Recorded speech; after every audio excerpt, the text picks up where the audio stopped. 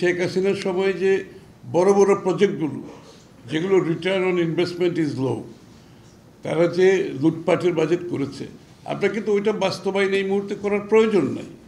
এখানে তো আপনার সুযোগ আছে আপনাকে আপাতত এটি স্থগিত রেখে যে ইমিডিয়েট বাংলাদেশের মানুষের ক্রাইসিসটা কি। এই আওয়ামী যে লুটপাটের বাজেট, প্রথমে তাদের উচিত ছিল, আমি মনে করি এই লুটপাটের বাজেটকে তারা বাস্তবায়ন করা প্রেক্ষাপট কিন্তু বাংলাদেশে বর্তমানে নাই। এবং আমি মনে করি তারা বাংলাদেশের যে অর্থনৈতিক প্রেক্ষাপট এবং যেহেতু এটা অনির্বাচিত সরকার, তারা একটা অন্তর্বর্তীকালীন বাজেট অ্যাড্রেস করা উচিত ছিল সব কিছু মিলিয়ে।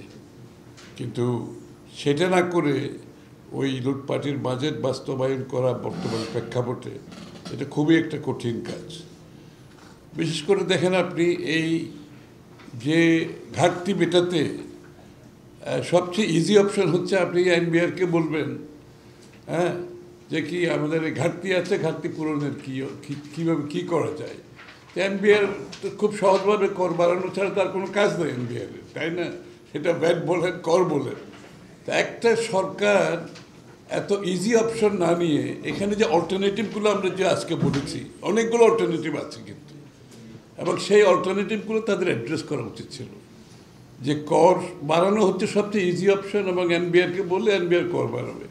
সুতরাং বাংলাদেশের মানুষ যে দুঃখ কষ্টের মধ্যে এখন অতিক্রম করছে, দৈনন্দিন জীবনে তারা তাদের দুবেলা খেতে পারছে না এবং তাদের ক্রয় ক্ষমতা ক্রমান্বয়ে কমে যাচ্ছে। তো সেই অবস্থা যদি আপনি আবার কর আরোপ করেন, আবার ভিআইটি আরোপ করেন, এমনকি ওষুধ সহ, তো সেখানে তো তারা আরও দরিদ্র সীমার নিচে যাবে এবং সেখান থেকে তাদেরকে বের করে আনতে এই যে আরও দরিদ্র সীমার নিচে, সেটা একটা দীর্ঘ সময় লেগে যাবে। সুতরাং তাদের উচিত ছিল একটা অল্টারনেটিভগুলো, যে অপশনগুলো, অন্য অপশন যেগুলো ছিল ওগুলো অ্যাড্রেস করা, ওগুলোর মাধ্যমে এই ঘাটতিটা পূরণ করা যেত, যেটা আমরা সাজেস্ট করেছি এখানে বাজেটে। সুতরাং অবশ্যই একটা বিগত সরকারের লুটপাটের যে বাজেট, সেখান থেকে তারা সরে এসে তাদেরকে নিজস্ব একটা এই সময়ের জন্য যতদিন তারা থাকবে ক্ষমতায় একটা অন্তর্বর্তীকালীন বাজেট দেওয়া উচিত ছিল বলে আমি মনে করি। এবং এটা অবশ্যই যখন একটা নির্বাচিত সরকার আসবে তখন তারা বাজেটকে যে এই যে বর্তমান দুর্ভোগ থেকে, যে অর্থনীতি যে ডোলড্রামের মধ্যে আছে, এখান থেকে বের করে আনার জন্য এটা একটা নির্বাচিত সরকার তাদের স্বল্পমেয়াদী, মধ্যমেয়াদী, দীর্ঘমেয়াদী একটা পরিকল্পনা করতে পারে। এবং সুতরাং আমাদেরকে সেটার জন্য অপেক্ষা করতে হবে একটা নির্বাচিত সরকার আসা পর্যন্ত। কিন্তু ইতিমধ্যে যে ম্যানেজমেন্টটা, এটা বিগত সরকারের লুটপাটের বাজেট বাস্তবায়নের মাধ্যমে সেখান থেকে তাদেরকে সরে আসতে হবে।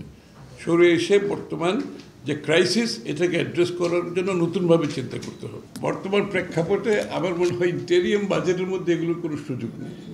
আপনি একটা ইলেকটেড গভর্নমেন্ট আসার পরে, যেটা গণমুখী জনগণের নির্বাচিত সরকার, তাদের যে ফিডব্যাক থাকে জনগণ থেকে এবং তাদের যে পলিটিক্যাল মোবিলাইজেশনের সুযোগটা থাকে, সেটার জন্য আমাদেরকে তো অপেক্ষা করতে হবে। এই জন্য আমি বারবার বলছি, এই পুরো জিনিসটা একটা ইন্টেরিয়ামভাবে তাদেরকে অ্যাড্রেস করা উচিত ছিল। ওই বিজনেস অ্যাজ ইউজুয়াল আওয়ামী লীগের বাজেটকে তারা কন্টিনিউ করতে গিয়ে এই বিপদে পড়ছে। এবং সেটার জন্য যে বর্তমান প্রেক্ষাপটে বাংলাদেশের এই যে আপনাদের এই শেখ হাসিনার সময় যে বড় বড় প্রজেক্টগুলো যেগুলো return on investment is low, তারা যে লুটপাটের বাজেট করেছে, আপনার কিন্তু ওইটা বাস্তবায়ন এই মুহূর্তে করার প্রয়োজন নাই। এখানে তো আপনার সুযোগ আছে আপনাকে আপাতত এটি স্থগিত রেখে যে ইমিডিয়েট বাংলাদেশের মানুষের ক্রাইসিসটা কি, সেটা আপনাকে অ্যাড্রেস করতে হবে। আপনি যদি এখন ওই বাজেট বাস্তবায়ন করতে গিয়ে বাংলাদেশের মানুষের উপর করের চাপ দেন, ভিআইটির চাপ দেন, সেটা তো কোনো গভর্নমেন্টের ইকোনমিক ম্যানেজমেন্টের মধ্যে পড়ে বলে আমি মনে করি না। অন্তত আপনি ইকোনমিক ম্যানেজমেন্ট এটা না যে আপনার টাকার দরকার, আপনি এনবিআরকে বলবেন আর এনবিআর কর বসাই দিল, ভিআইটি বসাই দিল, কর বসাই দিল। This is the easiest option, but this is not how economic management. এইভাবে হবে না। আপনার বর্তমান ইকোনমিক ম্যানেজমেন্টের যে পার্সপেক্টিভ, সেটা আপনাকে বুঝে সেভাবে ডিসিশন নিতে হবে। খবরের কাগজ, নিখাত, নির্ভীক, নিরপেক্ষ।